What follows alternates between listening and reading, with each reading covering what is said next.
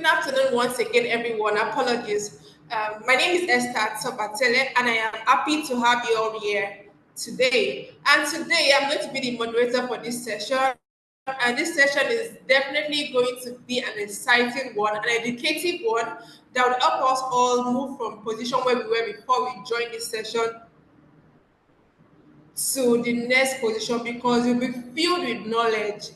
Trust me, at the end of this session, you'll be filled with accountable knowledge and knowledge that you will be making use of in reality of your business. Sorry, please, can everyone confirm they can hear me now? I see a message say, "Oh, I can't hear the speaker." Okay, okay, I can see people say, okay, okay, I can see thumbs up. Thank you, everyone. Thank you once again. So today, the session, we're going to be speaking to how to unlock 50 million naira. How does that sound to you? I know it sounds great to me. I know it sounds great to you. 50 million naira to expand your business. A lot of business today, everyone wants to have ambition. It's the beginning of a new year, not beginning per se, but it's still Q1 of the new year. And a lot of us in our organization, be it owned by us or organizations that we work with, we want to expand in 2025. We want to move from the position we were in 2024 greater um, to a greater height, right? So, and it's very important that we expand. And to expand, one of the great things to expand is funding. And to help us achieve how to know how to get this funding, unlocking the funding that are available to you at different instances, at different venue, you need to know how to structure your business and how to get the funding, how to unlock it. So we're giving you the keys today. With the key, you're able to unlock everything you need to get 50 million naira and even above 50 million naira to fund your business. And today, speaking with us would be we have great speakers that will be lecturing us today, telling us about how to get these keys. And they are in person of educated people, people that have been in the industry for a long while, speaking from their breadth of experience, speaking from their breadth of experience, telling us how we can unlock this. I'm going to introduce our speakers. Mr. Seka Amadu is the group head of retail lending and remedial management in Sterling Bank, and he is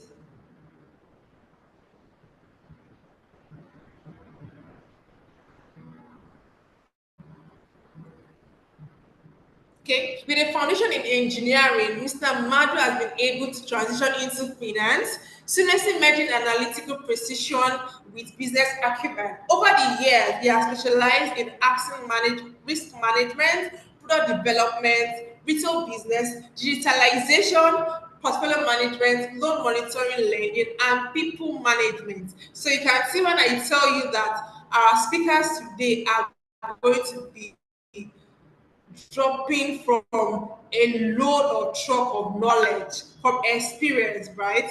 His Nigerian background honored his problem solving skills, enabling him to mitigate financial risk and develop innovative financial products, risk management that help a lot of business expand from not just business owners as well as individuals.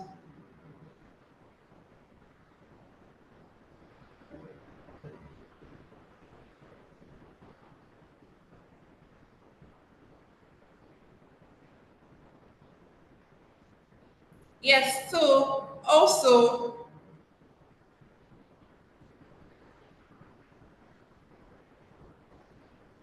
another speaker for us today.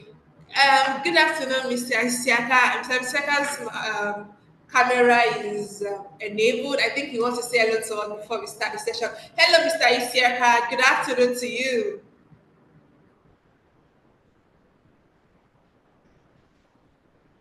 Okay, good afternoon. Thank you, everyone. A pleasure to be here. Thank you, Mr. Isiaka. And the next speaker we are going to be having is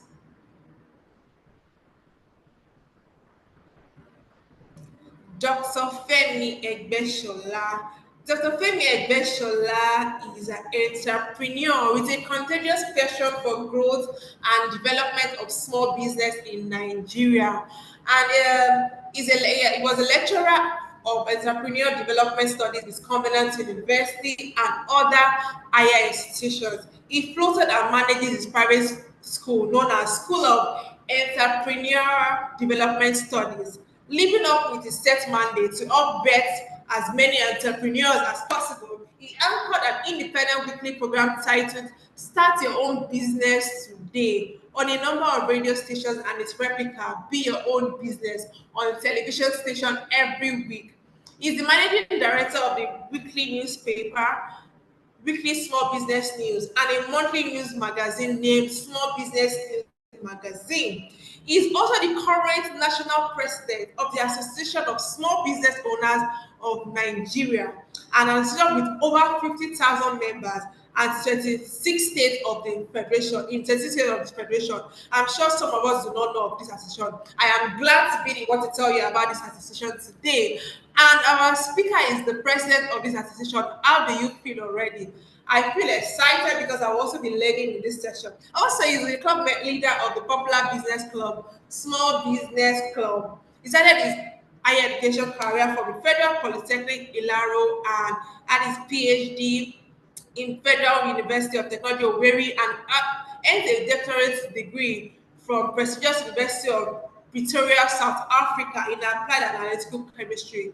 He is the co-facilitator of the MSME Community of Practice of the Nigeria Economic Summit Group, a member of the National MSME Council. He is also the chairman of the NICE Private Sector Network in Ogun State chapter, the umbrella body of all business membership organization in Ogun State. You can see that our speakers are fully loaded with different caps to their names and to their wealth of experience.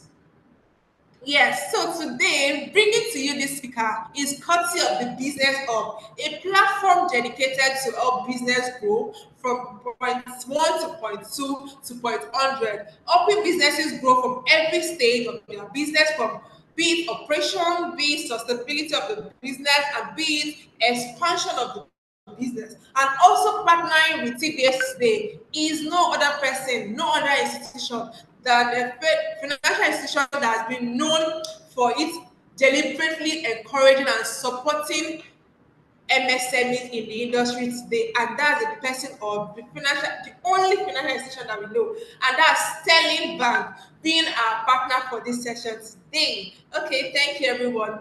And before we go deep into the session, before we go further into the session today, before our speakers start to tell us about the juicy things of how to get these keys to open these doors, to unlock the 50 million naira and above, I'm going to call on the group head of business finance, Sterling Bank, to give us the opening speech before we go dive into the session proper.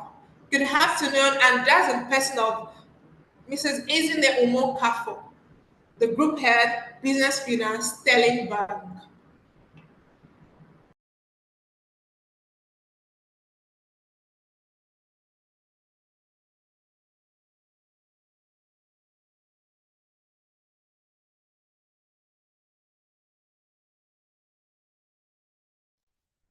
Okay. Hello, everyone. Hope you are all well. Welcome, welcome, welcome, welcome, welcome. So this particular session, we're excited about it because we want to be able to provide information.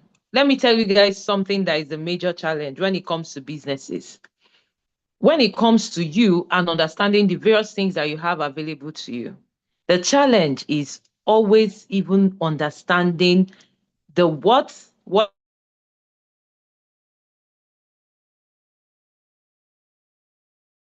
is available, how you can access it, and what you need to do.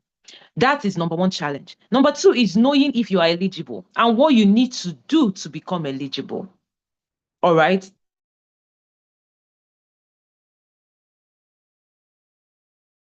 And the speakers today, they are going to take us, the speakers we have today will take you through all of that. So I'm excited. Sterling Bank is known and we believe strongly in supporting businesses.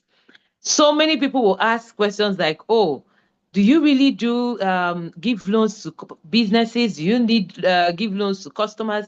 Do you have all of those things? Or maybe you have special people that you give it to? Absolutely not. Once you know the trick, once you know what to do, you know what you need to do to position yourself, you will keep using loans to grow your business, because that's why we exist. All these big corporates that you see did not just become big like that. They also worked with banks to help them grow. But you need to know at what point to come in and what you need to do. So today we'll be opening all of that up to you. So Sterling Bank is gladly sponsoring this event because we want to be able to say that we support our businesses and we want to give you the tools to really help you. We have last year alone, I think for the past 3 years, we've given out over 100 billion in loans to SMEs. But the point there is that the people that know and the people that position themselves constantly take these funds. But we want as many people as possible to apply for them once your business qualifies. Okay. So welcome to the series. I won't do much talk. I'll allow the renowned people, Isiaka, and Isiaka is like our guru in-house. He will tell you and answer all the questions that you need to know about getting this funding, right? But the first thing I will ask is that as you go through this session, have an open mind. Most people are already asking, what's interest rate? How much am I going to forget? Leave that aside. Come first to understand what exactly are these people going to tell us? What do I need to get? Exactly. I doubt if Sterling Bank will give you loan if you are not connected to someone in the system. When you cannot, we have a platform, you can actually apply for loan without visiting the branch and without knowing anybody. Knowledge is power. Knowledge is power. And you are here. So please remove all the things that you already know. All right. And then get set to enjoy the ride. Take your notes and ask all the questions. All right. Okay. So Esther, I'll hand it over to you now.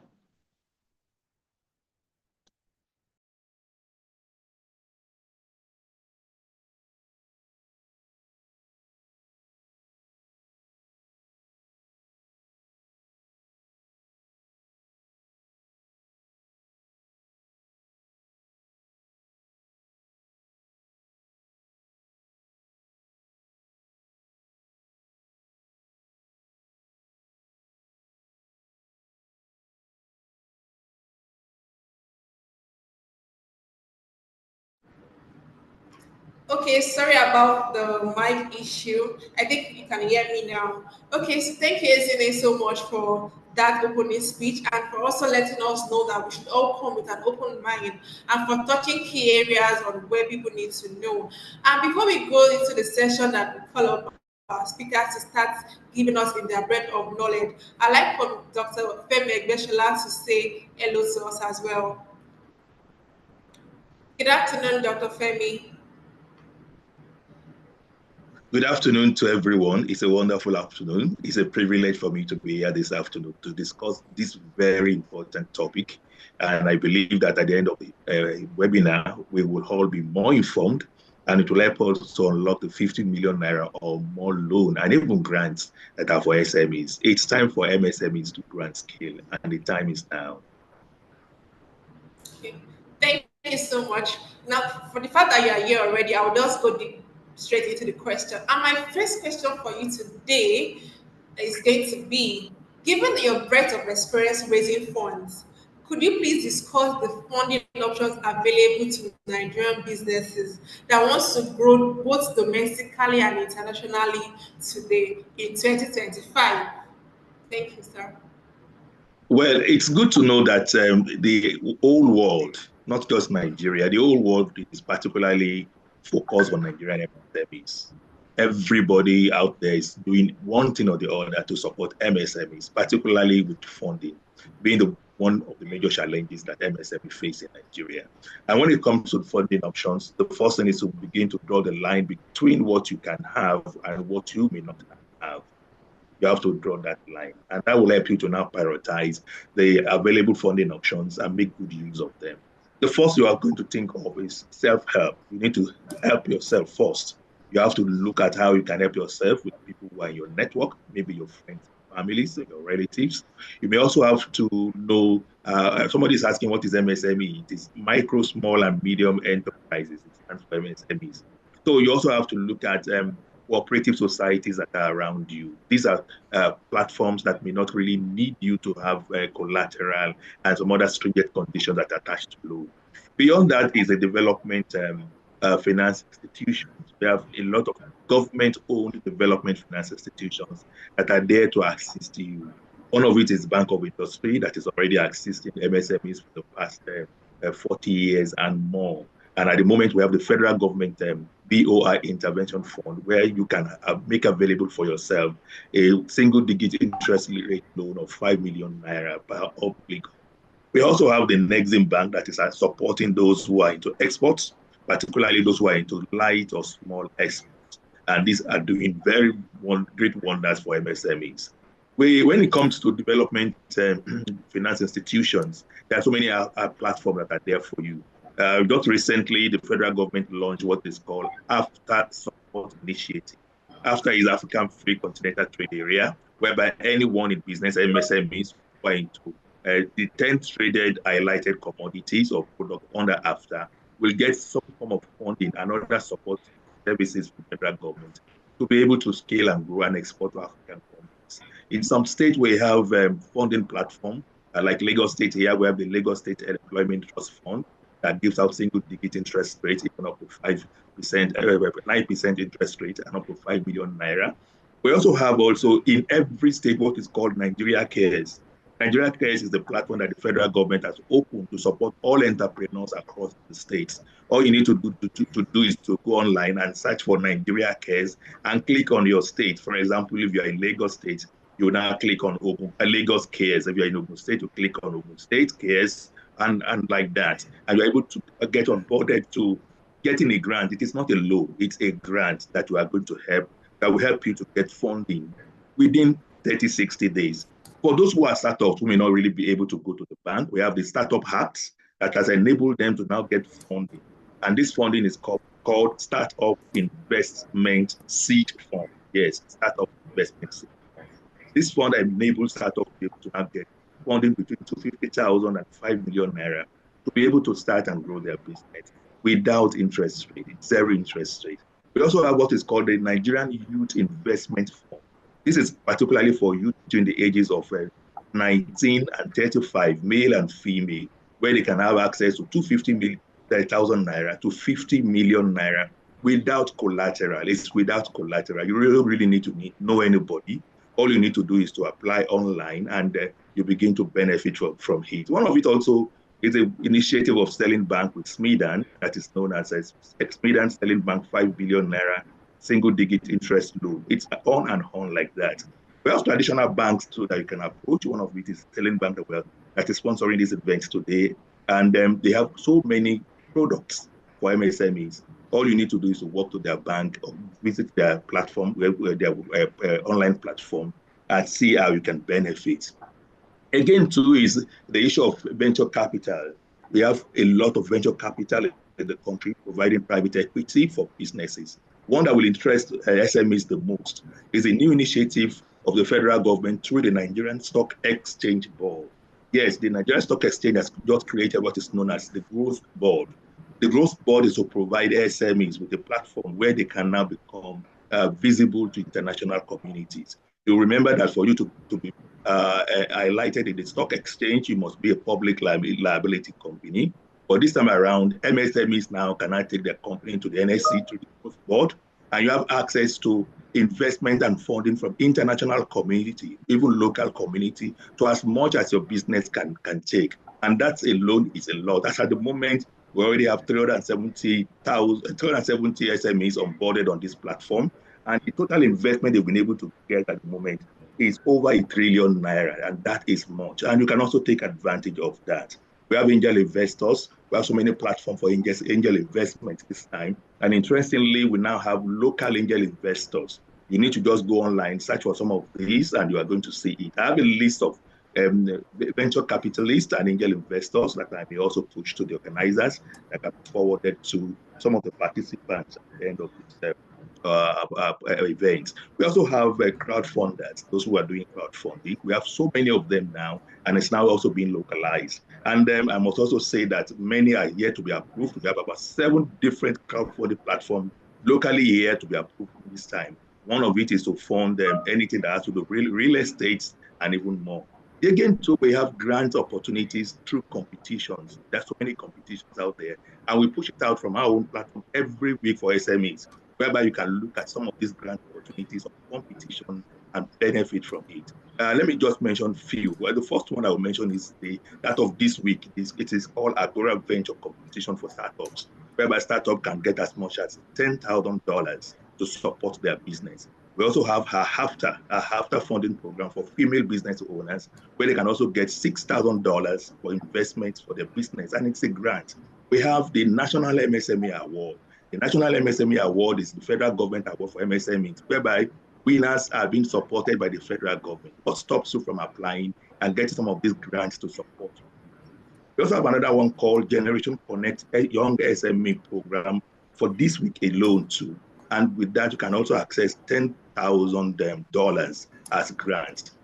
For you to get to know about this information, all you need to do is to go through our own portal in our association. You remember that I belong to Association of Small Business Owners of Nigeria, known as ASBON, and our social media handle is called ASBON Entrepreneurs Club.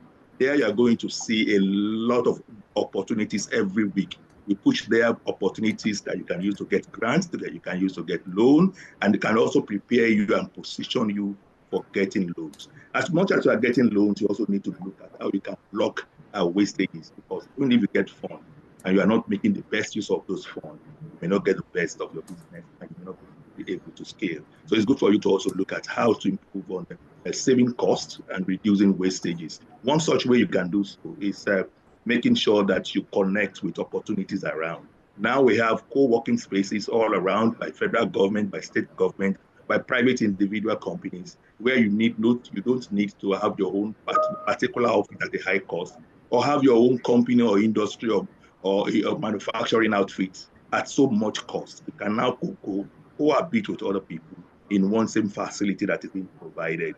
Like in Lagos alone, we have about 7 different small scale hubs that you can go there free of charge. You are not going to pay a dime. You'll be there for 3 years, do your business, you'll be given the space, free water, free electricity, and all of that. And you'll save a lot of fun. We also have co-working spaces created everywhere around the country. We have incubation centers that are also created everywhere around the country. You can also save funds by riding on technology. One of the things we do in our office now is that we go paperless, and that helps us save some funds that we can use for other things. It's important. You also need to begin to look at how to improve on your network. One best way to improve on your network is to associate with fellow business owners. And the best way you can do it is to associate with business membership organizations. In Nigeria today, we have 13 accredited, registered national business membership organizations in Nigeria. Why don't you search out some of these 13 ones and see how you can affiliate with one of them and see how, and get to benefit from the handholding they'll get to give to you, not to be able to go get fund and loan again, but also to be able to save fund that you use for other good venture in your business. Thank you very much. Thank you so much, sir. You can all agree that that was a whole lot of information. It was a buckload of information going from the different government BOI funding you can get to different things as well is also doing, different governmental funds, different financial institution funds, venture capitalist funds. You know, it's just almost unending list, right? It's just for us to key into this list and see how we can key into it.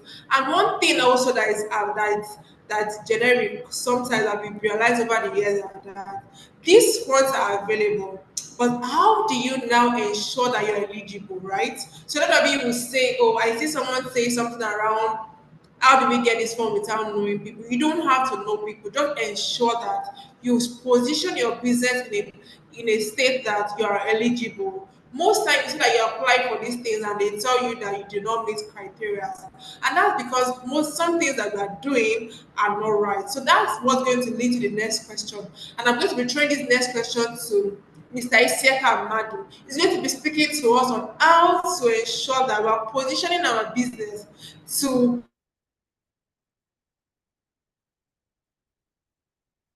be able to be eligible for outside there today. And so that will bring up a question from Mr. Isiaka Amadu. And this question is saying, to what extent do robust business plans, financial projections, and business credit worthiness play a role in the acquisition of credit facility?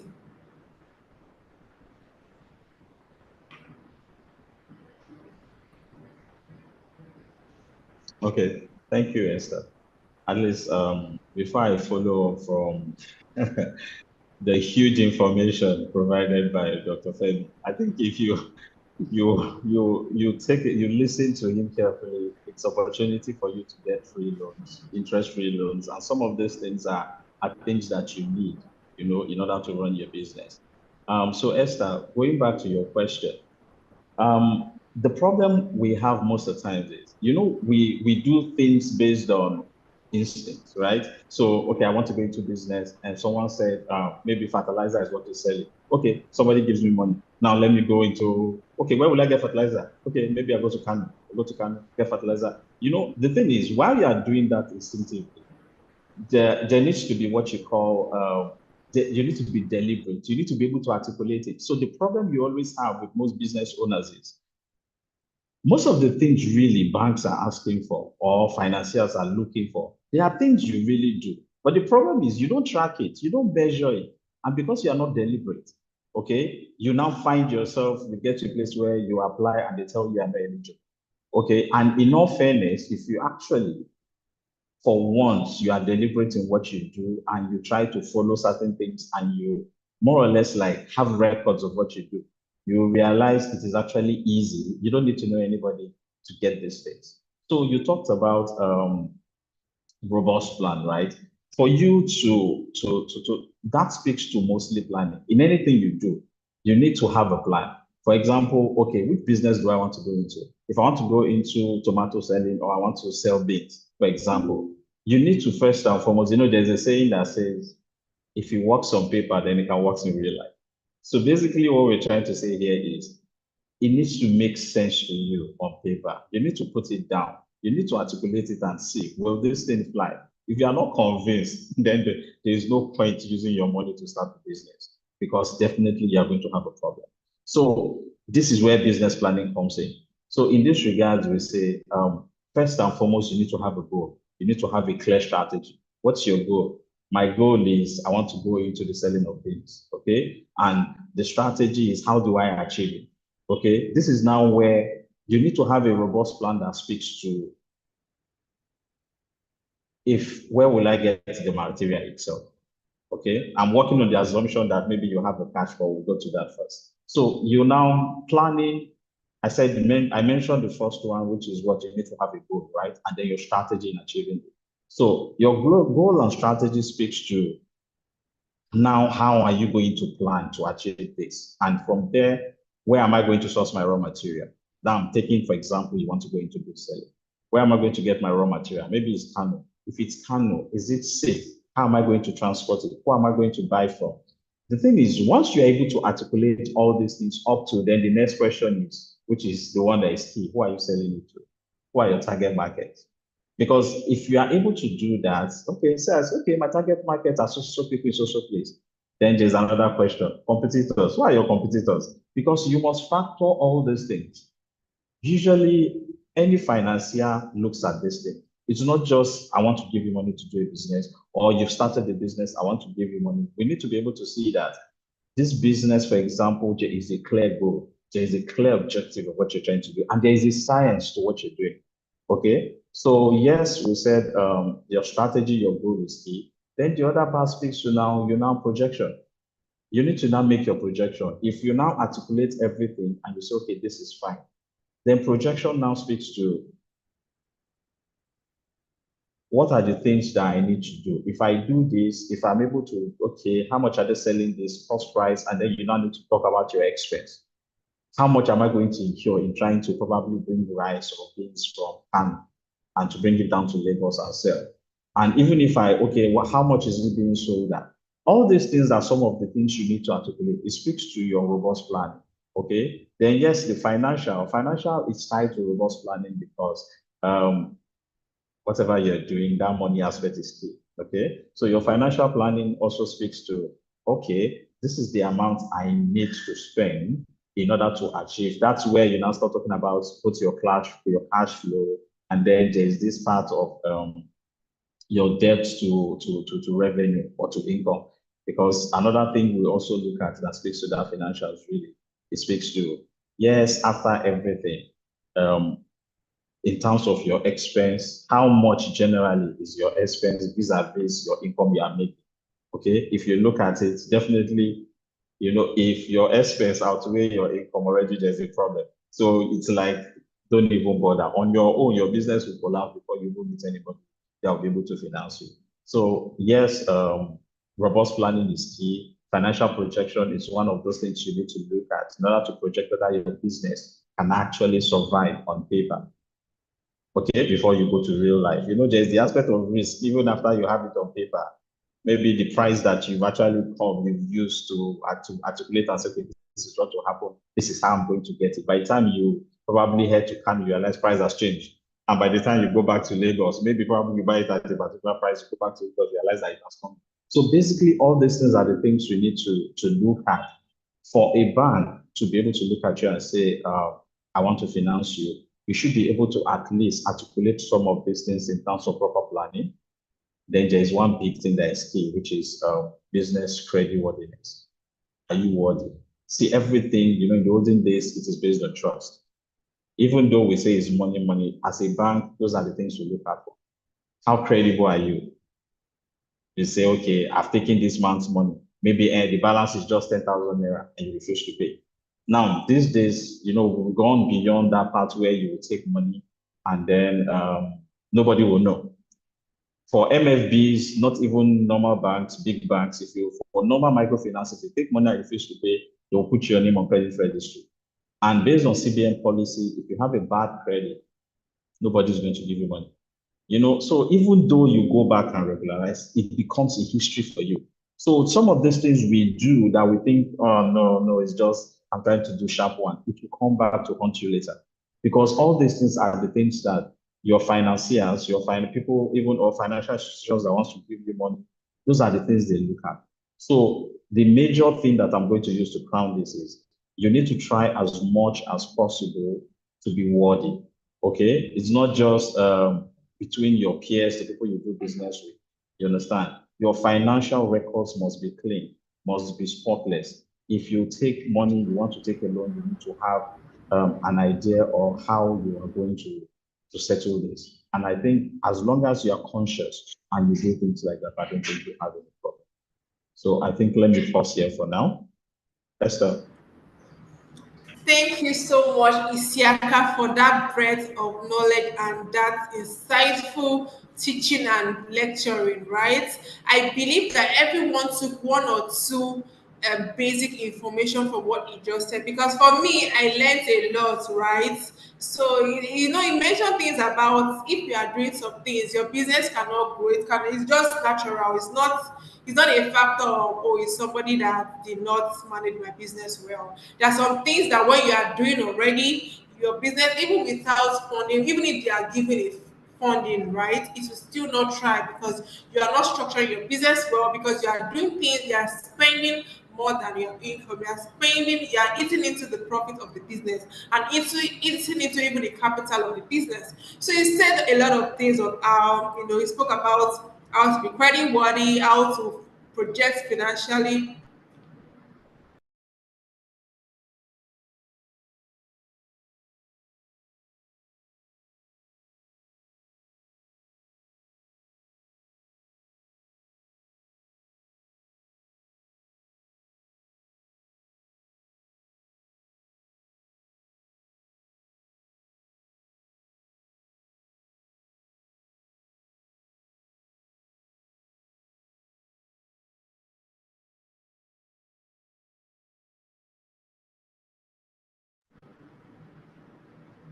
Apologies for the break in transmission. So apologies. Yes, so you spoke to us earlier, and I'm sure that every one of us learned on how we can ensure we structure our business to be eligible for these funds are available. So no doubt, everybody has iterated the fact that these funds are available, and just like Dr. Ogbeshola mentioned, also, and Iseka also made us know how to stay eligible, how to ensure that our business are eligible. So going to the next question, and that will be for Dr. Femi, it will be what are the common pitfalls? So we understand that Mr. Iseka has spoken about how we can ensure that we are structuring our business, but we cannot also take away from the fact that there are some pitfalls that some businesses face in Nigeria today. So we understand that it's not just Nigeria. There are different pitfalls that pertains to the different locations you have. But because we are talking about, let's bring it down to home. We're bringing it down to home and talking about the pitfalls that are applicable to Nigerian business today.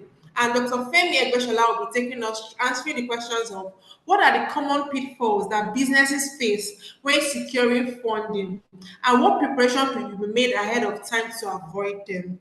So he's also going to be emphasizing and reiterating some of the things that Mr. Isaka has said. But you know what they say about facts, right? When two people say things and they're the same thing, that means they're facts.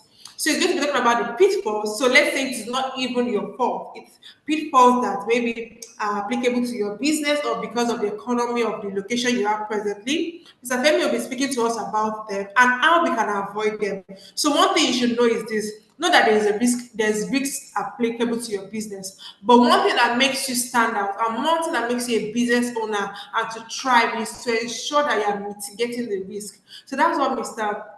Sorry, apologies. Dr. Femi would be taking us through. Hello, Dr. Femi. Yes, I'm here. Thank you very much for that beautiful question. Over the years, I've seen several common pitfalls that businesses fall into that prevent them from marketing. And it is good that we are talking about it today. For instance, like I mentioned, there are so many opportunities, funding opportunities, grants opportunities, but very few are able to access. And the question is why? Because they continue to fall into those traps that prevents them from getting the loan, or sometimes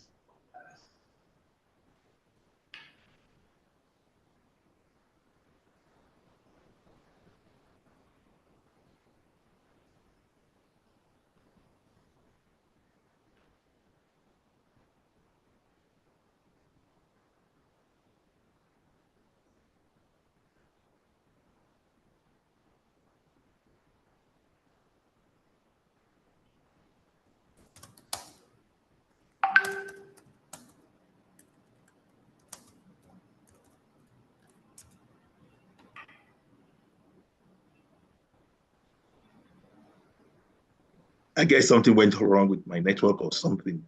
So, like I was saying, okay, funders really want to see how clear your documentations are, and that's what will help them to make a decision whether to give you the fund or not. Another thing is about being unrealistic about your projections. Many MSMEs overpromise. They are overly optimistic, and this reflects in their projection. And most times, their business plans are unrealistic. Let me give you an instance. There's this woman in our association that wanted to have a loan to scale up her business. She's a bar business, meaning she sells beer, she sells drinks, and all of that. So she wanted to borrow an additional 7 million naira more. And we asked her, what do you want to do with the fund? She said she wants to use it to buy more freezers, more table and chairs for our customers, and definitely more beer, more drinks to sell. That's good enough. But we now ask her, having gotten all of this, assuming you get a fund and you get all of this, who is going to drink it? Have you worked on that? Then she kept quiet. Meaning that if she gets the fund, she gets more freezers, more stock, and all of that. And the market did not expand. She definitely would not be able to pay back the fund. Because it's not just about buying more drinks and more equipment. It's about ensuring that the market is enlarged so that when the product increases, there will be more customers to consume it. And that's the only way our profitability and revenue will increase and she'll be able to pay back the fund. This is one big issue with MSMEs. Another thing is a failure to understand funding terms, because many MSMEs concentrate more on securing a loan. They do not pay more attention on the terms and conditions of the loan. And eventually, when they now get the loan, there are issues of repayment. And that has also made many funders very, very skeptical about giving MSME loan if they are not very sure of their understanding of the loan. So it is very important for us to understand all the terms and conditions of the loan before eventually getting into it. We must also understand the expectation of the funders. Different funders have different expectations. For example, if it is an angel investor, they are more interested in high growth, rapid scalable businesses with exit plan. That's their focus. And for bankers, for banks like you are more interested in prioritizing the stability and capacity to repay the loan. That's your interest. So when you want to get a fund, you don't know the expectation of the funder. You may always get it wrong. Another thing again is poor communication. Many business owners are not able to communicate effectively their business needs. They are not able to pitch their business well enough for funders and convince the funder that yes, it's a scalable business that can actually pay back the money if the money is available to them. And this is very, very wrong for MSMEs. We need to begin to look at how we can attend workshop seminars to bridge that gap, that communication gap, so that we can easily present our businesses to everybody in a way that will incite them to want to be part of our business. Again, too, it's also important for us not to underestimate the importance of network and relationships. It's important. Like we did say the other time, that you don't need anybody before you apply for a selling bank loan. But I also want to say that it is also good for you to know people. And it's not good only when you need a loan that you need to know those people. Get to know the bank ever before you begin to talk of loan. Get to know your relationship officer. Get to familiarize them with what you do, your kind of business. Let them know your business in and out. Discuss with them. By the time you now need a loan, it will be easy for you to advance because they already know your business. They know the capacity of your business. They already know you as a person, and that helps you to scale and to be able to get the loan. So it's important. For the sake of time, let me just give you a live experience of what is happening now as a case study. At the moment, we're having this federal government intervention fund going on, that the federal government chose to give out funding to MSMEs, particularly SMEs, as up to 5 million naira at single-digit interest rate. It would shock you to understand that less than 5% of the applicants are able to qualify. And you will ask why. There are so many issues. One of such issues has to do with addresses. They will fill in, when they are filling the form, they'll fill in a particular address. When they're expected to bring out a document to support that address, maybe a PCN receipt or whatever, it bears a different address.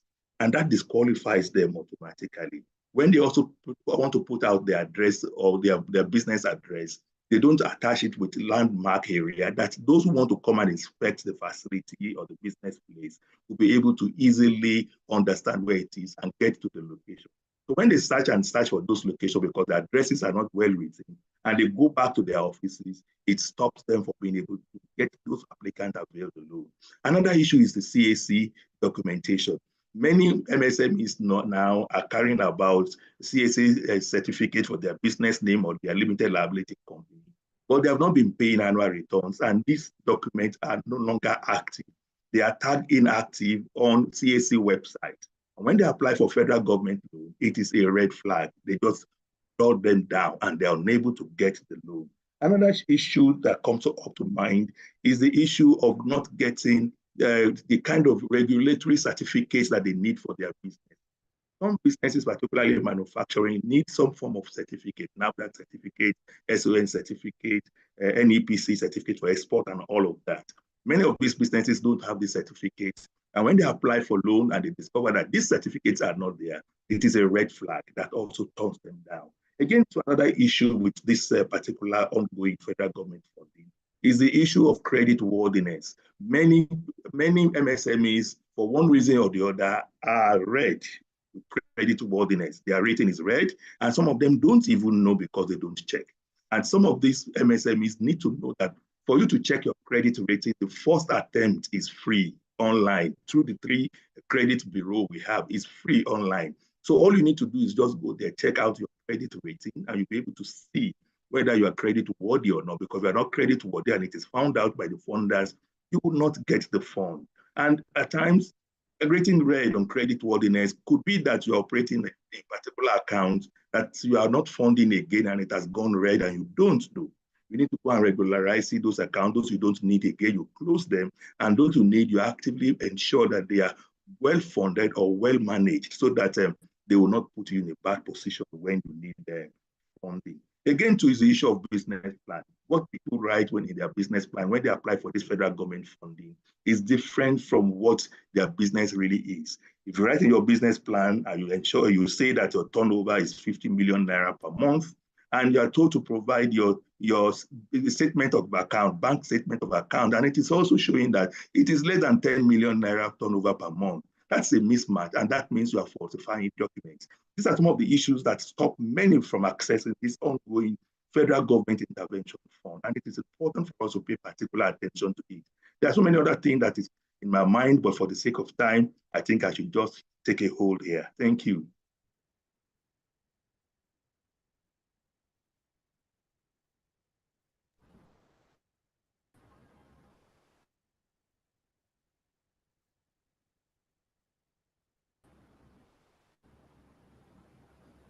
Thank you so much for that. Some things that most of us can resonate with, right? It didn't go far at all. I like the fact, so that is a very good evidence that he has been a lecturer, right? He said I was able to speak to us relatable things as slow as addresses. We do not know, a lot of businesses do not know. You are writing address for a governmental fund or to anybody, and you're writing 11 Okpayemi close. Close of where? Is it in Wagalada? Is it in Ikeja? Is it where exactly, right? Where's the landmark? So you understand that that just makes you know that I just want to use that as very so make you know that these little things they really matter. Very wordiness is also a very great thing. So these are the pitfalls. You see that he's speaking, that's why I told you our speakers are experienced people. They're not people telling us things they read on in the books, not speaking to us theoretically.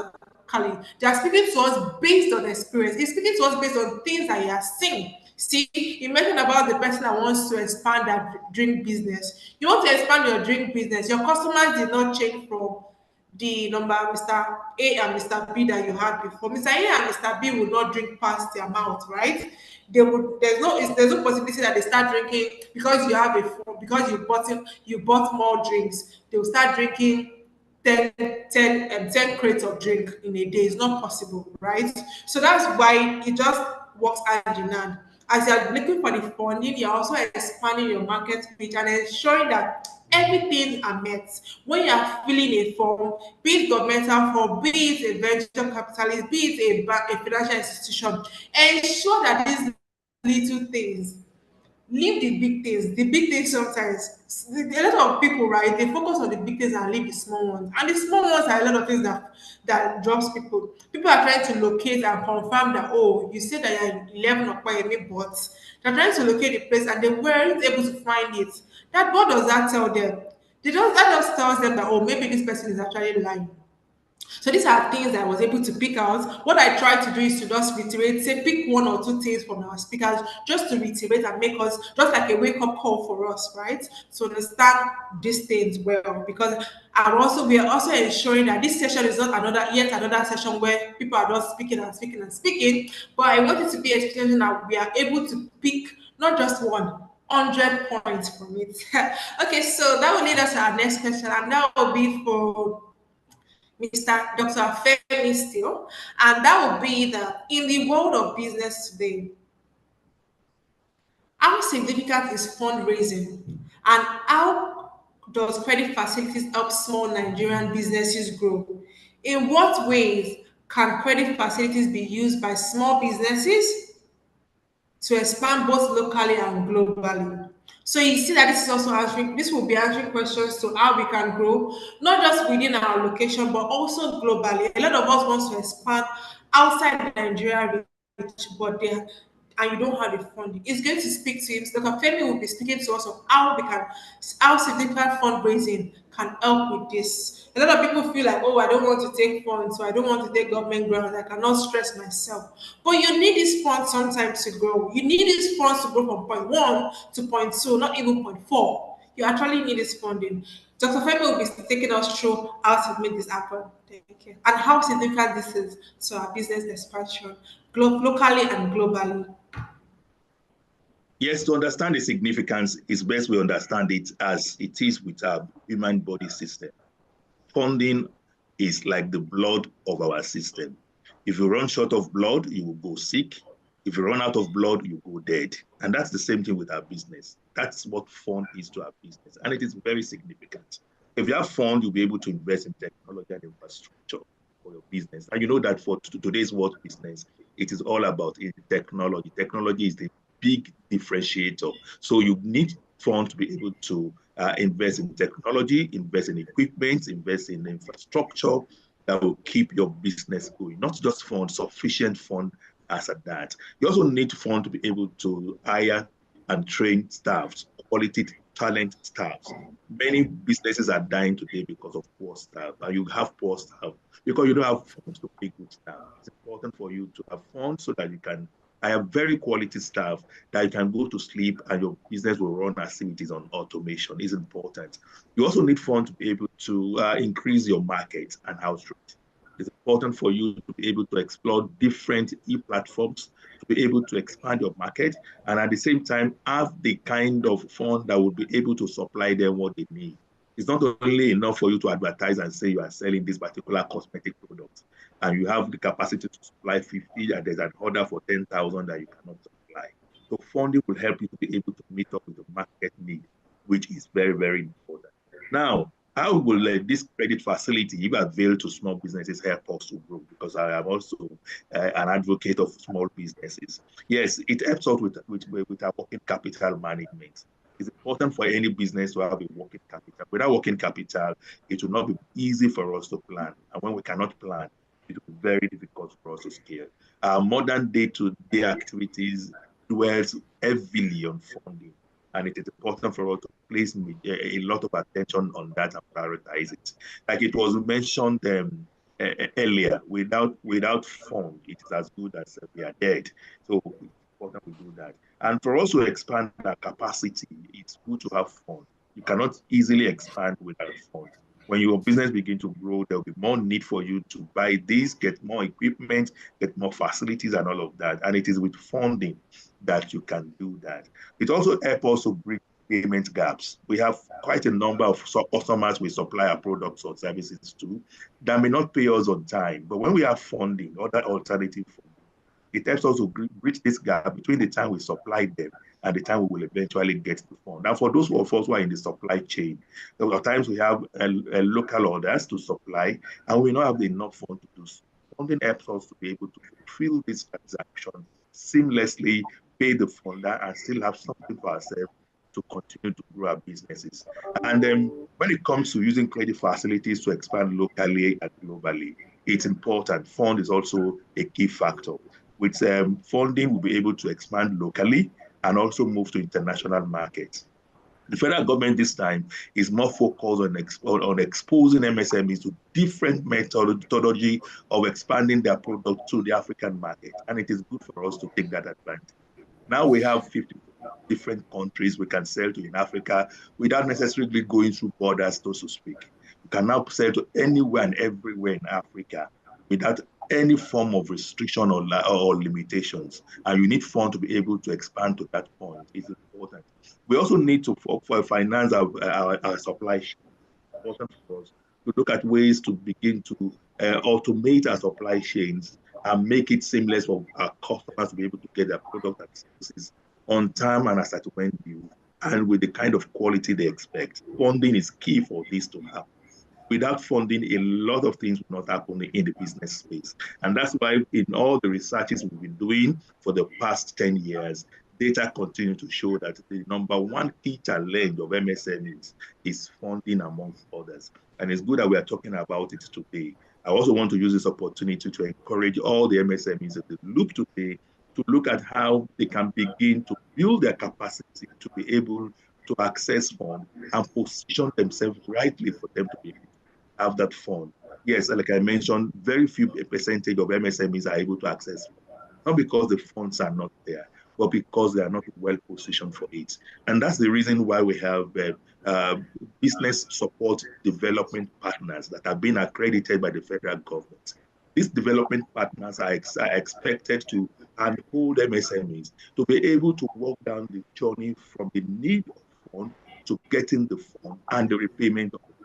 So if you're an MSME in the loop and you don't associate yourself with a business service support provider known as BDSPs, then you may have a challenge getting funds. Another thing next to it is for you to belong to a business membership organization. You cannot work alone and work far. You need to work far, and for you to do that, you need to work on the shoulders of those that have been there before you, that can mentor you, that can uphold you, and that can help you solve the needed challenges that are on the way to you for accessing funding. Our association is one of those business membership organizations that have been able to help so many to access. We've been able to uphold them, and it's been like a miracle because to them, these are things that they've been doing for years, and it is more or less impossible. But now, with these few support and capacity building programs, they can now access it. So, learn today that one of the obstacles of getting a loan is that you may not be able to walk the journey alone. Look for those that can assist you. If you don't want to associate with any of those I have mentioned, why don't you then look for a mentor, someone who has been in that journey? Well, perhaps somebody in the financial system that has been in the journey of supporting MSMEs to get loans. Can you adopt one of them or some of them as your mentors? We also have so many mentorship platforms that are free, virtually, internationally, and locally, that you can register with, and they begin to mentor you. Let me give you an instance. There were some that chose to sign up for a mentorship platform in our association. We just encourage them. And to their surprise, they were not only able to get support by capacity building, by mentoring, they were also able to get international funding made possible by these mentors. That's how far mentors go. So I want to encourage you as you leave this loop today after the end of the webinar, begin to think about someone that can uphold you. You may not be able to walk the journey all alone. Thank you, Dr. Femi. Thank you so much for that. Yet again, breadth of knowledge. Thank you so much for that exciting and educative one, right? So Dr. Femi spoke to us about how to expand globally, locally, and how to ensure that we are seeking the right support to get funding. So it is fine not to know, but it is a problem when you also do not seek help. It's also a problem when you do not get help when you need to get help. So he spoke to us about how we can work with BDSM to ensure that they handhold us from stage where we need the funds to when we get the fund and when we're able to repay the funds to be able to grow our business. Thank you so much, Dr. Femi. And the next question will be going to Mr. Isiaka Amado. And the next question will be based on your experience, Mr. Isiaka, what are the doable advice and tactics you would provide to small Nigerian businesses in order to successfully secure a loan up to 50 million? You all can agree with me that at different instances, we have been talking about how you should ensure that you are eligible. Now, Mr. Isiaka will be speaking to us about the doable advice on how to ensure we are able to secure a loan up to 50 million naira as a business owner.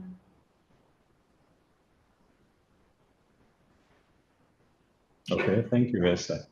Okay, so for I think let me start by saying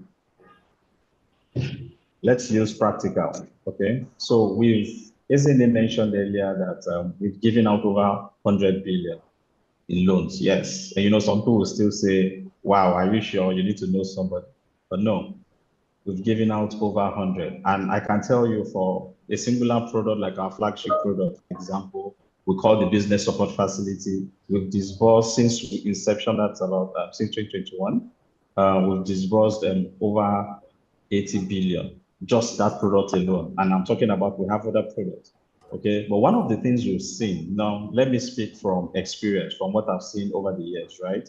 When we try to review customers and the common mistakes people do. If you observe, in the beginning, I made mention, you have to make sure you plan, you do everything. You must be deliberate in what you do. There must be conscious effort in what you're trying to do. It's like when you know that I want to get a loan in 6 months, at times you don't need to wait until it's time for you to get the money. Prepare yourself to get the money. Okay. And how do you do that? Usually, your brother will come and meet you. I work in so bank A. Please open account. You open account. You put some money there. Open account bank B. You open. So if you look at it overall, you have about 10 accounts. Okay, you have about 10 accounts. Your monies are scattered all over the place, and then you now need money. I'm sure you cannot submit the entire 10 bank statement to give you money. You see, there are little things, but there are things that if you don't structure yourself well, you will have a problem. Okay. Usually people ask you to submit your account statement. You will not give account statement for free. I will tell you for free, for example, unless I'm doing asset finance, I can only take maybe sterling and one other bank statement. So if you have 4 and your money is scattered in 4 places, how do you now consolidate it? So that's why my advice usually I start with account statement, because account statement is key. Okay, because it's SME, even though we'll talk about financials, right? Account statement never lies. Now, I'm speaking to you as a credit person. No matter what you do, your account statement will tell us everything we need to know about your business. Okay, if maybe every now and then is Chinedu, you always move your money to, you say, who is Chinedu? Do you understand what I'm trying to say? The point is, you need to be conscious as every now and then, run through your account and see what you're doing. Okay. Basically, what I'm saying is focus on one. You may have other accounts, but there should be one business account where most of your transactions go through. And there are instances where, like of recent, we've been visiting businesses, and one of the things we realize is there are a lot of people. You will see some customers that, in all fairness, they do turnover, they do business, they run 300 million and so. But when you go through their account, you won't see it. Why? Because the funds don't go through an account. The funds go through, there's a middleman, there is how. When you do business like that, most of the times, even imagine you are that kind of person, you do that kind of business and your money does not go through your account statement. It makes it difficult to justify to, even when you are looking for government funding, for example, to say, I actually have competence, I have capacity, I actually do my business. I pushed last year, I did over 300 million. They'll ask you to prove it. And if you don't have a statement that can support what you're saying, then you will miss out. So it's the same thing. First and foremost, I'm spending more time on this because I am telling you, account statement speaks everything. If you are able to first be deliberate in what you do in terms of going forward, I have this account. If I'm supposed to move money to so person, move it through your account. Okay, you want to pay me through this account. Consciously build your turnover based on businesses. Don't throw it, this account, that account, this. Concentrate on one. And usually my advice to you is, don't just put your money, first and foremost, you want to build turnover within a particular financial institution. You need to ask questions. When I need support, can they support me? Because the truth is, there's no point building a turnover of 1 billion, building a turnover of 500 million, and then when you now need 10 million, they'll tell you you are not eligible. Or they'll tell you we don't finance categories of people like that. So this is where, if I mentioned about strategy and goals, you need to first, this is what I want to do. Okay, from what I've heard, Sterling usually do this. Okay, so let me start consciously, you understand me, transacting, moving my business to Sterling, because I know at the end of the day, I can get some amount. Okay, so how do I get up to 50 million? The way it works, what we know is, first and foremost, within every establishment, there must be loyalty between the bank and the customer.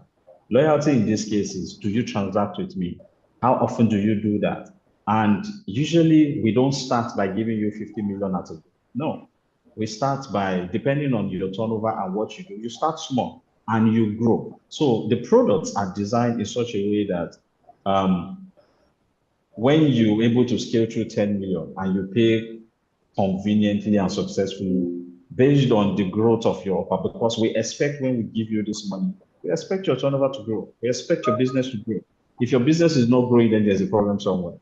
Okay, so it's like we see ourselves, for example, as your partner. Okay, I know of a customer that the first transaction we've done was a working capital. Practically all the machines he has in his factory was financed by the bank. Okay, up till today, we still give working capital. This is the kind of relationship we're talking about, whereby your bank will support you from the start. Okay? And at every point you need them, they're there to support you. So yes, how do I achieve, build my business to achieve up to 50 million?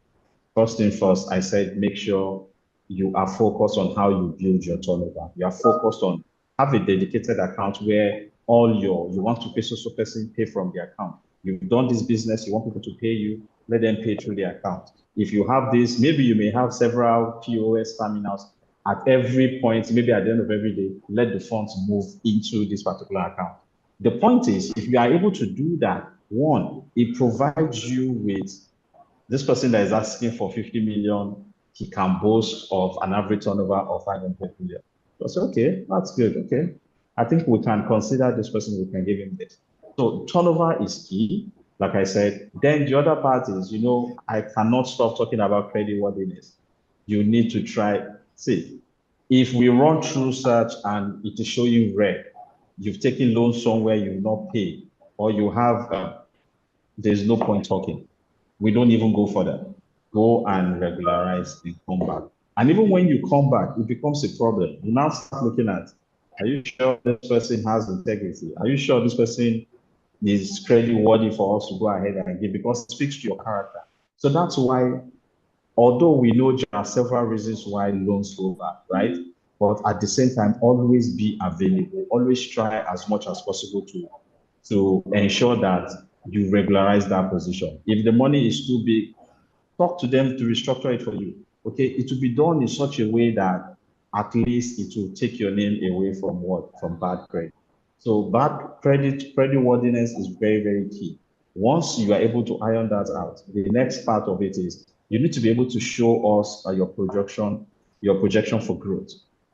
Okay, so in this part is, okay, fine, we're giving you 20 million. Okay, you've paid down 20 million. You're asking for 50. What do you want to use 50 for? It's like what Dr. Femi said about the woman. She knows that I need to grow, I need 7 million. But the question here is, who is going to offtake this, whatever it is? Because definitely the structure you're trying to put in place in terms of business expansion, it is because of something. Something must be driving it. So that's where your market is key.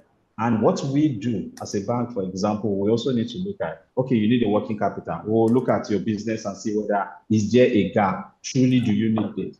Bearing in mind that there are several products that to look at as a bank. It can be, maybe it's overdraft I need, maybe it's just normal business support term loan that I need.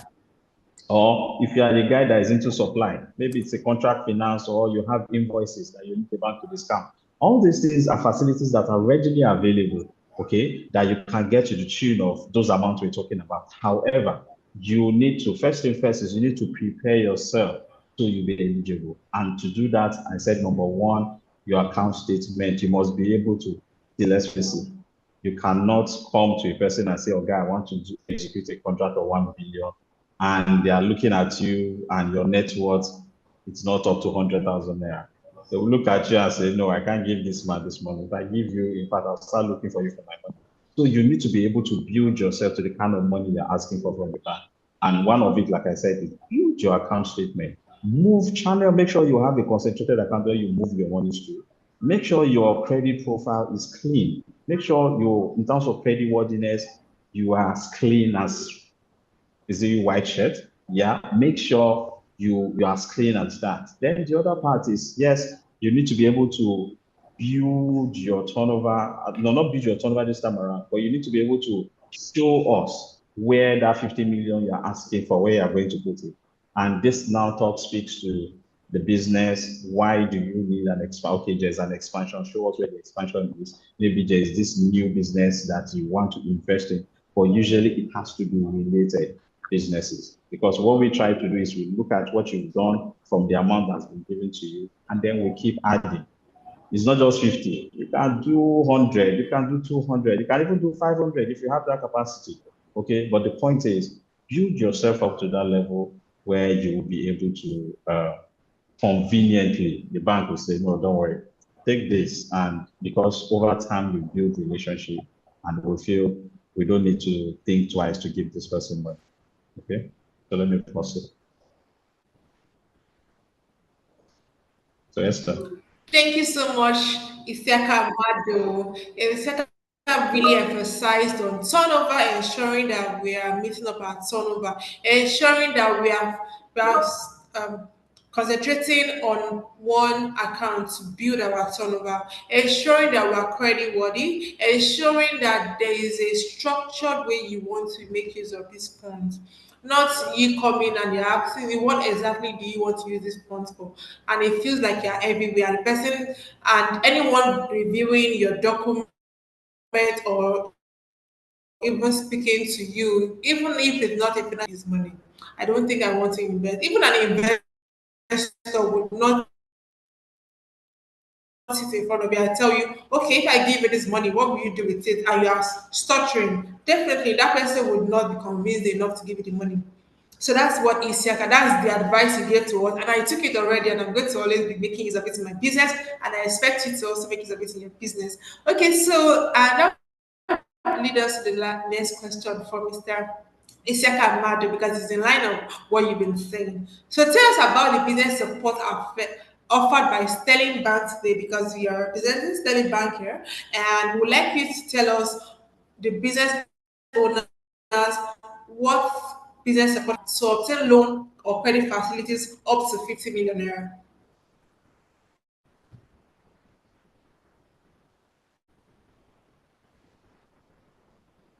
Okay, so um, in Sterling, I made mention earlier that we have various facilities. Yes, our flagship, which is the one we sell a lot, is the business support facility. So this business support facility, it allows customers to, okay, it's majorly for working capital.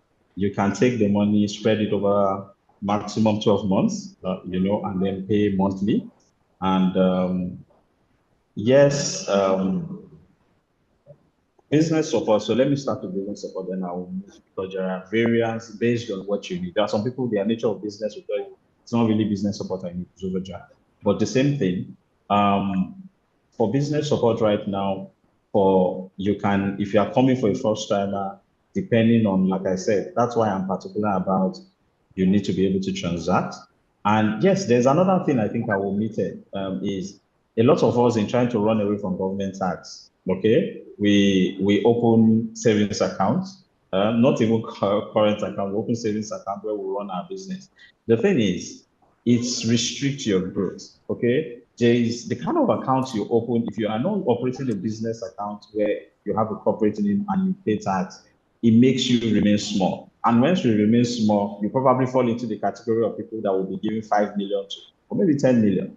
But if you want more, okay, first and foremost is you need to make sure you try and, let's face it, you must pay government their money. Okay, so I know a lot of, like I said, I've had instances where a lot of people, yes, in order to avoid that, you run savings. If we leave tax matter, if you want to grow big, you need to run your corporate account. Okay, run your corporate account, run activities. With that, you can, yes, right now under the product for business support, you can get as high as 40 million. Okay. And of course, not for a first time anyway. So it means you have to build your way, okay, up to that level. And for first timers, you can get as high as 10, 15 million based on, like I said, it's based on your turnover. If you're able to build your turnover well, based on, like I said, we also go through it, not that you artificially build it. We will know if you are building it artificially. But the idea is just let it flow. As long as you do, you transact and you do that, I don't think you have a problem. So in Sterling, business support facilities, like I said, it's one product we've done a lot. And we do unsecured to the tune of, yes, up to 14 million. But like I said, it has to be majorly for returning customers that have done well. If you are coming from the first timer, outrightly, depending on your turnover, you can get up to 10 million to start with. The whole idea is, let's see how you perform. Let's see how you build your credit worthiness. Okay, let's see. It's on that basis you get to the amount you are looking for. Yes, we have, like I said, business support is just one thing. There's the asset finance where you can get 50 million, in fact, even 100 million you can get, bearing in mind that you don't need to bring any legal mortgage for that as well. The asset we are financing is, we hold it as a security. So in that regards, 50 million, 100 million, yes, you can. And, for assets, usually for business person, you can decide to say, depending on the nature of the business, maybe you are into printing and you need to buy one of those machines. If you're into manufacturing, you need to buy one of those machines. All these things are transactions that with ease, okay, the bank will be able to fund and finance it.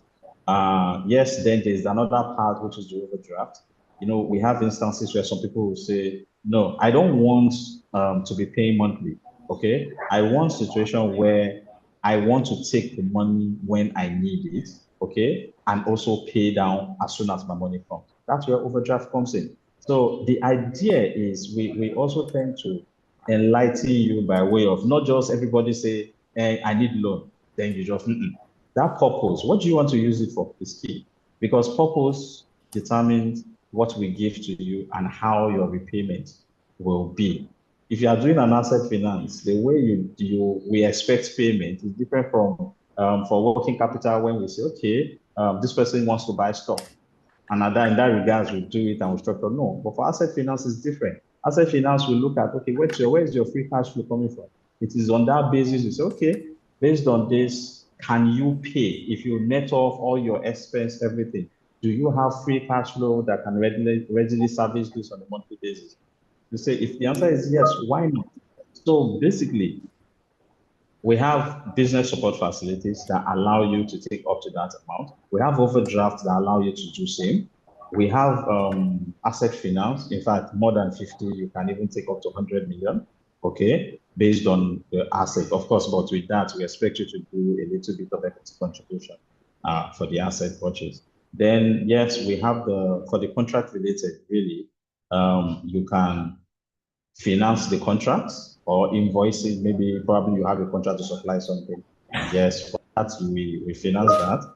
Then there is also the part where I've done the financing and it will take a while for them to make your payments. And of course, business must go on. So we can discount such invoices as well. We call that invoice discounting, whereby the bank will say, okay, you've done this job, there's confirmation that your payment is being processed.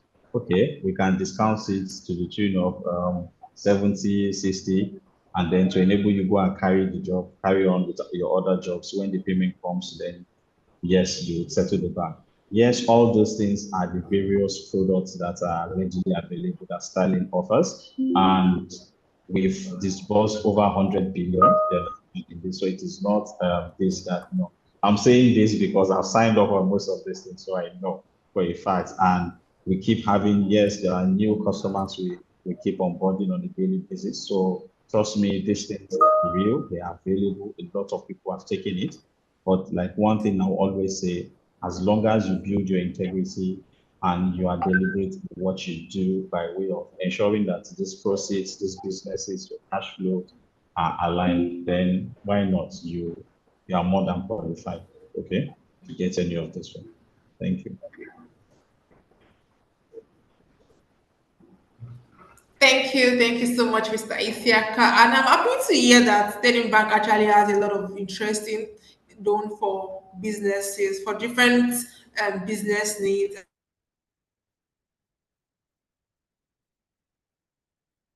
and to help you with different things. So you talk about business support.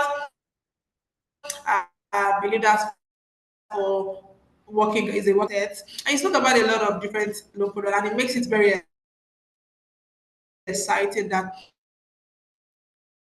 So me as Mr. A, my business Mr. B, Sterling Bank has something credit business needs and also Sterling. So Sterling is very intentional to support businesses. We're happy to hear that. Okay, so going to the next question. Thank you so much for that. Going to the next question, I'm going to be asking Dr. Femi once again. Hello, Dr. Femi.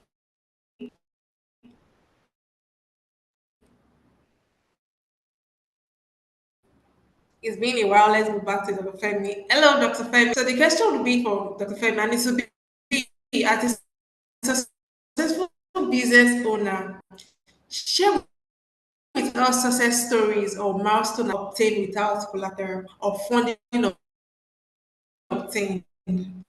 It's just to make people know that they need funds, and it's also going to be mentioning how he has been able to do that with his business. You know, he also mentioned the other times, right? So he's going to mention to us how he has been able to use it to scale his business and reach some different milestones in his business. Hello, Dr. Femi. Yes, I'm here. Thank you again.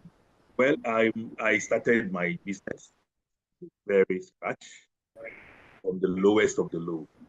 It will interest you to know that I am the pioneer of sachet water in Nigeria. Then we do have what is called bottled water, but we don't have sachet water. So I started sachet water in Nigeria. And when I started it, it was with a lot of challenges, so many of them. One is the acceptability of the new product. Maybe it was strange to people. They don't want to see it. They don't want to associate with it. And so I have to waste a lot of money creating awareness and publicity for it. In that vein, I lost a lot of money. So at a point, it began to get some form of acceptance and some of buy-in from the public. So as the fund were beginning to trickle in, I diversified and went into packaging of alcoholic and non-alcoholic drinks. I have a small factory that I started that with. And as that one was growing a bit, I started again a restaurant business. So I now discovered that I was chewing so many things at the time that my fund could no longer sustain it. And I understood that I was trying to expand faster than my ability and capacity. So I had to sit down and began to wonder what is the way forward. So what I discovered was that I needed a loan. I started going from one bank to the other. And as you would expect, every of those banks turned me down. And why? Because there was no structure to show for it. There was no records to show for it. All the indices that are supposed to assist me were not there. I was the one doing everything from purchasing to packaging to driving the vehicle to supply to every part of the chain of the business. There was not a single structure. So I have to begin to think inward, go to the thinking, put on my thinking cap. And at a point, I discovered that if I must move forward, I needed to build structure for my business. And that's the only way I can begin to now get funding. So I was intentional about it. I began telling people that this is a business I do. I want you to come in as partners. I want you to also bring in your money. It's better for me to have 50% of something than 100% of nothing. Eventually, I was able to convince two people. They came with the little fund they had at that time. We pulled it in, and it made a big difference. At a point again, I decided that the best fund for me now, since I could not access bank loan, is government fund. So every government funding intervention program and opportunities, I ensure that I participated, even if I did not. I am not discouraged. I always participate in the next one. I also look forward for all competitions and grant programs. I enrolled for it so that I can also get some form of funding. I leverage on that a lot. Eventually, I was able to get some form of government funding. That's so many trials. When many people had already told me it is no longer possible, it's a scam, it's a this and that, I eventually, and we had it up to the partnership fund that we had that we're working with. I also discovered that for me to move forward, we have to close down some of those businesses and focus on the major one, which we did. So we were able to focus on that. We were able to grow that with the other kind of funding, the partnership and the government expansion program that I was able to get. At a point, I now discovered that I now need to go back to the bank. And before I go back to that bank, I need to build more structure. So what did I do now? I simplified the process. I located a manufacturing company in the Lekki corridor, and I contracted manufacturing of my product there. So they started manufacturing my product for me, and all the bureaucratic or the bottleneck of manufacturing came off my neck. I also contracted out the marketing arm of my business. So I had a company that is now marketing my product for me. I now concentrate more fully on strategizing the business rather than the day-to-day work of the business. Also contracted out the supplies. So I had now had suppliers who supply me raw materials for the manufacturing. They also supply me diesel and other things that I needed. And it was a form of funding because I tell them, you must come and supply with an LPO that dictates that your payment will be in 30 days or 60 days. So I'm able to use their money for my business for the next 30 days or 60 days before I repay them. I also look for a logistic company that helps me carry my products to different nooks and crannies of my customers that needs it. And that helps me a great deal. So over time, I was able to pick up my business. And at a point when I wanted to go for the bank loan, it was the bank that were coming for me. Banks were knocking at my door, begging me to have a loan. At that point, I had to begin to choose which bank will I take it. What's your own term and condition? What's your that? And I begin to also exchange papers with banks. Okay, you're offering me this. Can you see my offer letter from the other bank? Can you do better than this for me? Because yes, we'll do better than this. We'll do that. We'll do that. I was able to now negotiate and sit on the deciding chair and not on the begging chair, and that makes a lot of difference because over time I was able to build the structure, and that structure now helped me to expand my business. Now I have hotels, I have schools, I have a publishing outfit, I have a consultancy outfit, I have a laundry outfit. I also maintain the manufacturing outfit. And this time it's working perfect because I was able to put structure in place over time. I know the time that it was not right for me to go to the bank. I know the time it was right for me to concentrate more on my business through alternative funding. And I know when it was time for me to now go to the bank for loan. That has really, really helped me to scale. Um, Maybe before we call it a day, I also want to have some form of suggestions on this. You know, I told you I'm an SME advocate. I hope you still give me time to make one or two suggestions that I have before the end of this webinar. Thank you. Yes, definitely. Thank you, Dr. Femi. Yes, you'll be given the opportunity to say this because, like I mentioned, we are ensuring that this session is going to be a full packed session where people are going home with not just one, not just two pointers, but up to 100. So, definitely, Dr. Femi will still be coming back to advise us and give us a closing advice for us to first for them to get this funding and expand their business. So I'm bringing to you today this session, this full pack session on how we can get funding, how to ensure that we use funding to grow our business, not just locally and globally. It's courtesy of the business or platform. And the business or platform is a platform dedicated to MSMEs across the country to help you scale up your business. Is a one-stop shop. Because it's a one-stop shop because the platform provides you with operational solutions, service tools, formalization services, business services that helps you to grow your business, help you with your operational need, helps you to sustain your business, helps you to get funding, mentorship, advisory, trainings, and what have you. Clinic, mentorship programs, and a lot of information that you need as a business owner, as a business owner. And one of our main day supporting this session where we are speaking to MSMEs, it cannot be overemphasized that funding is very, very key. Just like Dr. Femi mentioned the other time that year in, year out for 10 years now, it has always been mentioned that the number one issue need not just in Nigeria, right, across the globe. So that's why we have brought this topic.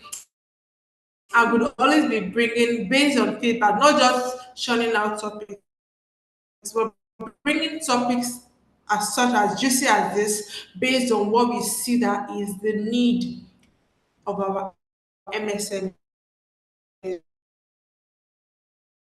to help you grow your business, call the business up, and to enjoy such service more that the business up has to offer. Ensure you sign up today on the Business Hub platform. And to sign up, all you need to do is to type www.thebusinesshub.ng on any of your browser, and you provide your basic information and you sign up. It is free. Signing up is free. It doesn't cost you anything. Just sign up with your basic information as well as your name, your phone numbers, your email.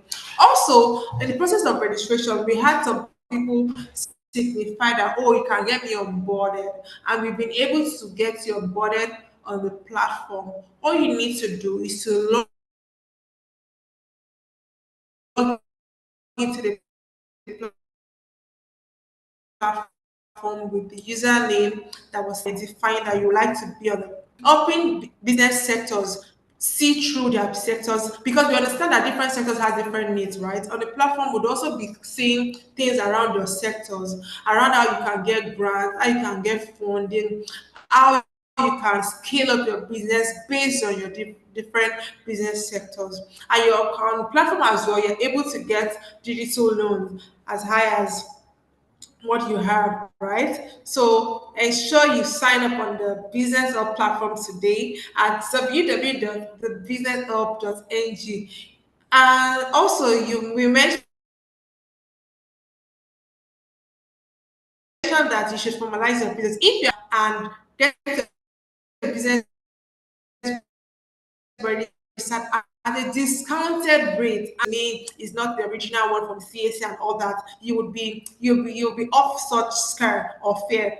Just ensure that you sign up, be it your business formalization or post incorporation services. These are things that we also offer on the business of platform. And one good thing about it that makes it different from the general every other place is the fact that it's at a discounted rate, because like I mentioned on TPH platform, we are there to serve our customers and to help our users. And who are our users? You, our MSME customers, be it that you're in business already, or you just want to start a business, or you intend to start a business in the nearest future. TBA platform is for you. Please ensure you also share the link with your friends, your family that you know that has businesses, your friend, your business partners as well, to also sign up on the business or platform. Also, I'll be dropping a pool based on what we've also mentioned. It cannot be emphasized or be emphasized that you also need to get a business account. You also need to register your business. So I'm dropping a pool for us now to fill. Ensure you fill the pool for us to know people that would want to, yes, people that would want to register their business after all this has been said, and also open a business account. So you see that we are taking you through the process step by step, step by unholding you. We've been able to tell you all the things that you need to do to get funding, and we're also helping you and holding you to ensure that you also do some of these things, right? To ensure that you get that funding. So we're not just saying, we're also holding your hand to do the practical. So doing the practicals today is to ensure that you get your business registered, you have the business account, and you also get onboarded on the TPH platform as a community member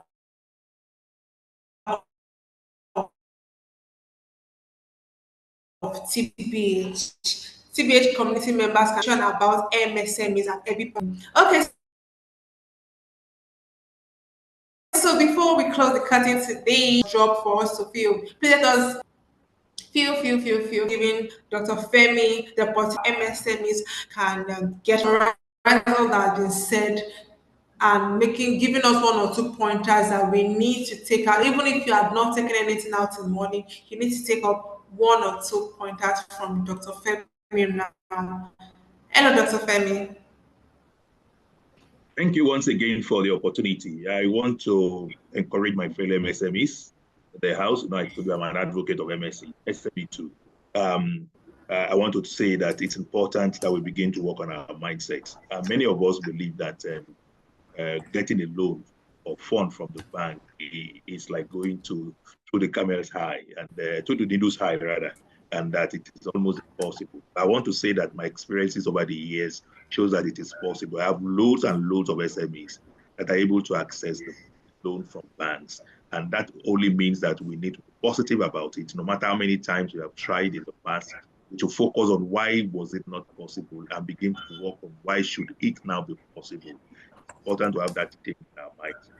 It's also important for us to ensure that we have a workable business plan that, like it was mentioned before. The business plan is the roadmap. Without a roadmap, we may not get to the journey we are going to. So we must be intentional about having a business plan that we must update from time to time. And that will help us to be able to structure our business to be accessible to the funding. It is also important for us to know that, like every humans, we need doctors. We need people who need to tell us where we are getting it wrong, where we are ailing, and give us the needed medication for us to come back on track. The best doctor we could get in this kind of journey are business consultants, business service development providers, business membership organizations, and support desk of the bank themselves. It's important for us to see how important this aspect is to our business and take advantage of it so that we can always get our business structured, positioned to have loan. Integrity is also key. If we are not honest, nobody will give us loan. Even our family and friends will not give their money to us. It's important that that integrity is uppermost in our priority and we keep working on it. And you'll be surprised that at the end of the day, it is going to pay off in a very large way. And we must also ensure that our business is sitting on a tripod stool that it will not fall. One of which should be that other things, other factors that is important to our business are in place. One of it is insurance. Ensure your business is insured so that even if anything happens along the line, perhaps particularly when you have collected the loan, there's a third party that can bear the risk for you and you continue with the business, be able to repay back the loan and still be very credit worthy when it comes to loan so that you can have further loan in future where you need it. And having said that, I also want to say this as it regards the banks too, particularly now that we are talking with Sterling Bank. I must also say that it's important that banks work with critical stakeholders when it comes to designing or formulating different funding policies or packages. It's important for us to work with these stakeholders from ab initio, not only when the products are ready. What I mean by stakeholders, we have business membership organizations, we have business development service providers, we have SME accelerators. It's important. Why is it important? Different businesses are having different dynamics. They are not one size fits all. The kind of loan that will go for a fashion designer may not work for a retailer. That would have worked for a retailer may not work for a manufacturer or perhaps an agriculturist. So it's good that we sit with these owners of these businesses and look at how we can design specially bespoke services that our products that will fit into their business and help them to be able to achieve this loan and repay as at when due. This is very, very, very key. We should be intentional about growing the SMEs. One of the ways to grow them is to ensure that they have the fund they need to run businesses. If the SME ecosystem don't grow, it will be difficult for the economy itself to grow. We had a partnership the other time with MasterCard. They came to our association and they told us that they want to intentionally do this and that. And their focus is a 10-year plan. And what is it that they are planning for? They believe that everybody is almost having ATM cards named MasterCard now. And at a time, there will be nobody that will be needing MasterCard.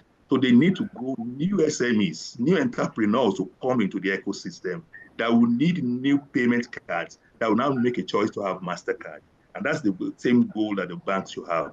They should be intentional about growing the SME sector so that you will have much more SME in the future to always deal with, give loan to, and all of that. And one way to do so is to make loan accessible and affordable to us. And if we are already doing it and it is not working out, like I mentioned the other time, the Federal Government Intervention Fund, those who have been able to qualify are less than 5%. Are less than 5%. If that is the case, means something is wrong along the line. We must make a change to do it differently. So banks should also begin to look at how to address those gaps that is stopping or mitigating MSMEs from being able to get this funding and work on it so that more MSMEs can get funds at the end of the exercise. And at the next webinar, I'll be looking forward to see more testimonies of recipients of Sterling Bank loans that will be coming up to also tell us the challenges they faced and how they were able to get the loan and how it has helped their businesses to grow and scale. Finally, I want to thank Sterling Bank and TBH for this wonderful opportunity for me to speak here, to share my insights, and I'll be looking forward to more engagement, particularly from the participants, to see how the information they gleaned from today's webinar has impacted positively in their businesses and are able to talk about it in the next upcoming webinar. Thank you very much. Thank you so much, Dr. Femi. Thank you once again for that. Thank you very much for that closing lecture. That was really great. It felt like even people that didn't join from the initial stage, if they are joined now, spoke to both with the audience, also the bank joining us today, and everyone. So he spoke to everyone. He covered every angle, and I think that it's a very good one. Thank you so much. Thank you so much. Okay, so I would also be calling on Mr. Isiaka Amadu. Would you have one or two things to say to us before we close the curtain based on the topic of this session? Thank you. Yeah, thank you, Esther. I think I also want to state here that, Dr. Femi mentioned something about, banks being deliberate in trying to at least recognize SMEs. I would say in Sterling, okay, Sterling, for example, we have the heart sector where we acronym it, of course, heart sector, where we focus on health, education, renewable energy, transport. So these sectors allow us to, look at those key areas of the economy and how to support. And these loans, we give out loans to most of the companies, SMEs within these particular sectors. And yes, after saying that, I will say if there's one thing we need to take away from this is if you observe everything we've mentioned, the only reason why a lot of people are unable to get government grants is because they've not prepared themselves for it. So let's say you start, make it a point today, go back, look at your business. What am I doing that is wrong? What do I need to start doing now? Maybe if I structure myself in the next 3 months, let's assume I've not been doing it.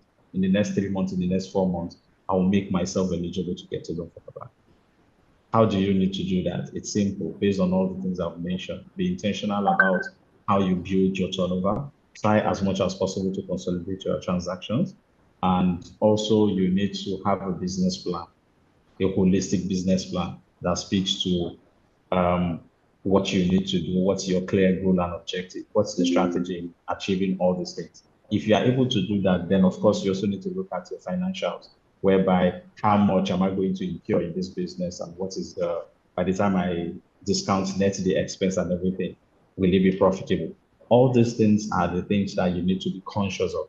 I think if you start doing that, I am very sure, see, in Sterling, doesn't matter if we cannot give you 50 million, we can start with 5.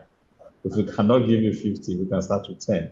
But basically what I'm saying is you can get this money. Just start from small, okay? And I think from small, you will get there. Thank you very much. Thank you so much. Thank you so much, Isiaka. Thank you for that. We're happy to hear that Sterling also thank you for that. That's why TBH is also in partnership with Sterling. Sterling is our major has been our major partner for years now, and helping us to ensure that our customers are not just getting. Our customers are not just we're not just telling our customers of loans, we're also helping them to ensure that a financial institution that is supporting businesses are also involved and helping them to get this funding based on sectors and also across the different businesses that we are doing. Okay, so thank you so much. Thank you so much, everyone. And let us remember to ensure that we sign up on the TBA platform today and ensure that for everyone that indicated interest in signing up at the beginning of registration, we've been able to onboard you all. All you just need to do is to check your emails and log in with the login details that have been sent to you. Also on TBA, because we are supporting MSMEs, we are open to partnership, sponsorship, and also collaborate with small, big associations of businesses, MSME gatherings, be it small, be it big. We're able to also come in, help you with trainings, help you to mentor your members to ensure that we are growing. Like we mentioned, CBH is focused on is a one-stop shop focused on helping MSMEs grow from point one to point 100, and we'll be there along the whole step from point one to two till we get to 100, and we're ensuring that we're providing everything we need, be it solutions, be it advisory, be it consultancy service, be it mentorship, be it grants, be it funding, we are providing every one of it. So that's why it's called a one-stop shop. Not just a one-stop shop by name, but we are also actioning it by the services we provide on the TBA platform today. Please feel free to reach out to us on the TBA at the TBA platform. And to reach out to us, you can send a mail today to hello@tph.ng, hello@tph.ng, and we're able to pick it up and we are able to do business with you. We're able to help you to see how your association, your traders, or your small gathering, big gathering, of MSMEs, of like-minded business owners, we're able to help you to come in to see how we can help you to scale to get to that stage you want to. If it's not funding, I believe that not all businesses need funding. Even if it's even if it's not funding you need, right? We also know that there are a lot of needs that business needs. So we sometimes it's even business advisory you just need. You just need to know how to structure your business better. You just need to know how to ensure that everyone is monitoring what they need to do. Is it that your staff strength is not enough? Is it that your staff and businesses are not structured? So there are a lot of things that business needs, not just funding. And to reach out to us, please you can send a mail today to hello@thebusinesshub.ng. Hello@thebusinesshub.ng. And to sign up, just click on your browser, any of your browser, be it Safari, be it Firefox, be it Google Chrome, anyone, www.thebusinesshub.ng to sign up today on TBH platform.